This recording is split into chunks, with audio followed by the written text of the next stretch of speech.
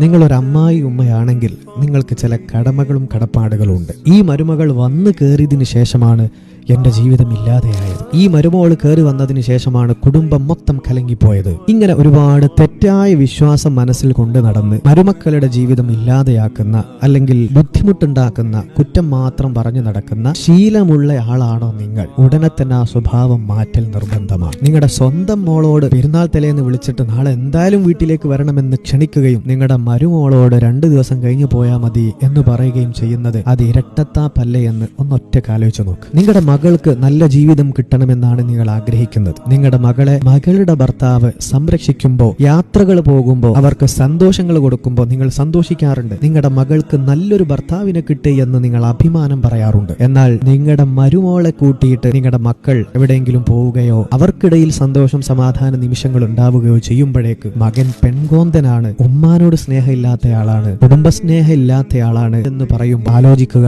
നിങ്ങളുടെ മകൾക്ക് നിങ്ങൾ ആഗ്രഹിക്കുന്നതൊക്കെ നിങ്ങളുടെ മരുമകൾക്കും നിങ്ങൾ ആഗ്രഹിക്കുക. അല്ലാതെ മരുമകളെ ബുദ്ധിമുട്ടിക്കുകയും പ്രയാസപ്പെടുത്തുകയും ചെയ്തു കഴിഞ്ഞാൽ അല്ലാഹു സുബ്ഹാനഹു വ തആല ഒരുപക്ഷെ അതിന്റെ ബുദ്ധിമുട്ട് നിങ്ങളുടെ മകളിലൂടെ നിങ്ങൾക്ക് തന്നേക്കാം. വളരെ ഗൗരവത്തോടെ മനസ്സിലാക്കുക, മനുഷ്യരെ വേദനിപ്പിക്കുന്നത് അല്ലാഹു തീരെ ഇഷ്ടപ്പെടുന്നില്ല.